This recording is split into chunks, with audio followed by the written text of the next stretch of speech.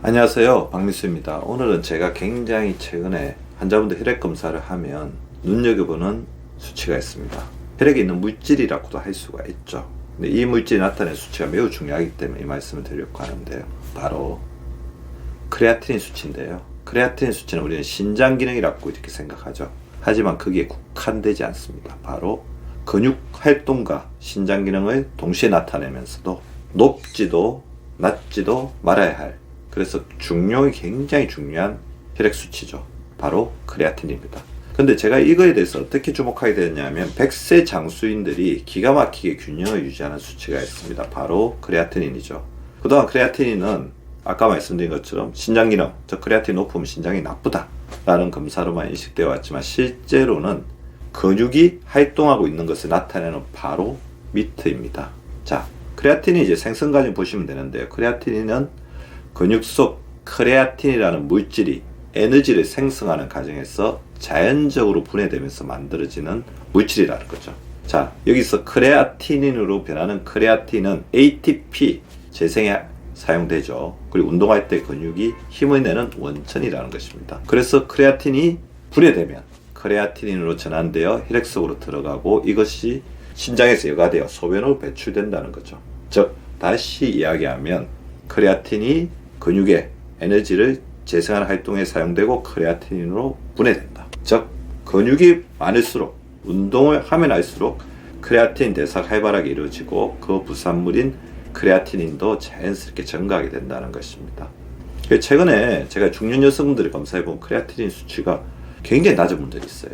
자, 이 수치가 극도로 낮다고 한다면 근육량이 부족하거나 활동이 부족하다는 신호라는 거죠.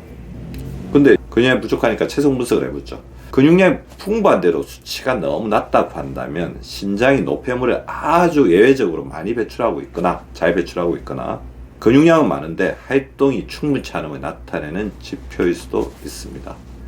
따라서 크레아틴이 너무 낮은 경우 어느 정도 수치일까 생각해보면 0.3에서 0.4 이하인 경우에요.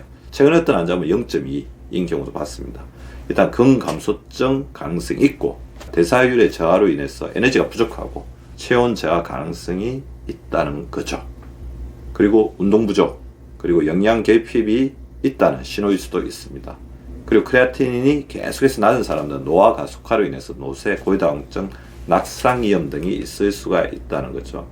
따라서 중년 여성분들에게서 많이 보지만 남성분들도 있을 수 있습니다. 최근에 굉장히 많은 남성분들 이런 증상 많이 호소하시는데 추위를 과도하게 느끼거나 수족냉증이 없거나 기운이 없는 분들은 크레아티닌 수치에 주목해 보시기 바랍니다. 반대로 그러면 크레아틴이 높다면 신장에서 노폐물을 제때 내보내지 못하고 있을 가능성이 높습니다. 신장이 손상되면 크레아티닌이 정상적으로 배출되지 않아 크레아티닌 수치가 상승할 수도 있다는 거죠. 따라서 운동을 하지 않는데도 크레아티닌이 비정상적으로 높다면 신장기능 검사를 해봐야 되죠.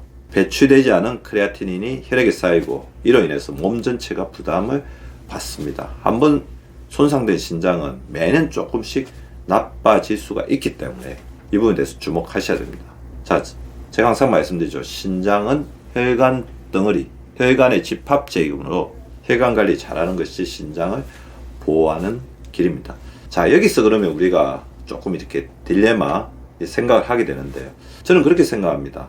우리가 신장 기능이 좋지 않으면 근육 활동, 근육 생성을 우리 몸은 억제하려는 우리 몸을 보호하는 보상 반응이 일어나게 됩니다. 따라서 근육이 잘 생성이 되지 않을 수 있다는 거죠. 자, 다시 이야기하면 신장 기능을 좋게 하는 것이 근육 생성, 근육 활동이 원활하게 되는데 굉장히 중요하다는 것입니다. 더불어 근육이 좋지 않으면 이 근육 자체가 우리 몸에 있는 염증을 줄여주고 혈액순환을 원활하게 하는 기능을 하잖아요. 신장이 떨어질 수가 있습니다. 따라서 신장 기능이 떨어진 분들은 근육을 늘리기 위해서 열심히 노력을 해야 된다는 건데요. 자, 그럼 그런 게 있잖아요. 우리가 신장 기능이 좋지 않은 사람은 단백 섭취를 굉장히 제한해라. 자, 이 부분에 대해서도 다음에 조금 더 제가 차근차근 말씀드리겠지만 신장 투석을 하거나 아니면 극도로 신장 수치가 높아져 있지 않은 경우에는 단백질 섭취에 대해서는 그렇게 엄격하게 제한을 하지는 않습니다. 물론 이것이 불안하신 분들은 음식으로 섭취하는 방법을 택하는 것이 조금 더 바람직하겠죠. 신장 기능과 단백질 섭취에 대해서는 제가 다음에 한 번 더 말씀을 드리겠습니다. 자, 그럼 어느 정도 수치면 좋겠냐? 저는 크레아틴 수치는 남성은 0.8에서 1.0, 조금 더 봐준다면 1.1 정도로 유지하는 게 근육과 신장 기능의 최적의 이제 조합이라고 볼 수가 있을 것 같고요. 여성은 0.6에서 0.9 사이 정도가 옵티말 레인지라고 볼 수 있습니다. 하지만 단 한 번의 결과로 안심하거나 불안해하실 필요는 없습니다. 매년 추세를 확인하는 게 좋아요. 그래서 신장은 어떻게 보면 매년 이렇게 기능이 조금씩 떨어지는 장기일 수 있기 때문에 신장 기능이 매년 추세에 비해서 빠르게 떨어지고 있다면 아까 말씀드린 혈관 관리, 근육 관리 등에 관심을 가져야 합니다. 따라서 크레아틴 수치를 넘치지도 않게, 모자라지도 않게 유지하는 게 굉장히 중요하고요. 그러려면 적절한 운동과 단백 섭취가 필수적입니다. 그리고 근력 운동과 유산소 운동을 균형 있게 하는 것도 굉장히 중요하고요. 혈관 관리, 고혈압, 당뇨, 고지혈증 관리 잘 하셔야 되겠죠. 수분 섭취를 꾸준히 실천해야 합니다. 염분을 강하게 이렇게 섭취하게 되면 어쨌든 신장에 굉장히 부담을 주게 되니까 적절한 수준의 염분 섭취가 중요하고요. 염분을 항상 이렇게 상호 보완적으로 이렇게 균형을 잡아주는 칼륨이 풍부한 채소나 과일을 섭취하는 것도 중요합니다. 무엇보다 우리 신장은 산화 스트레스에 민감하기 때문에 스트레스 조절을 잘 해주시고 항산화 관리 역시 굉장히 중요하겠죠. 자, 크레아틴 수치를 건강하게 유지한다. 정상 범위 내에 있기 위해서 관심을 가지고 관리한다. 그러면 신장 기능은 물론이고 근육 활동까지 균형 잡힌 상태를 누릴 수 있습니다. 걷기, 장운동, 땅한 단백질과 물, 스트레스 관리까지 잊지 말고 크레아틴 관리를 통한 전반적인 건강 관리에 주목해 주시기 바랍니다. 감사합니다.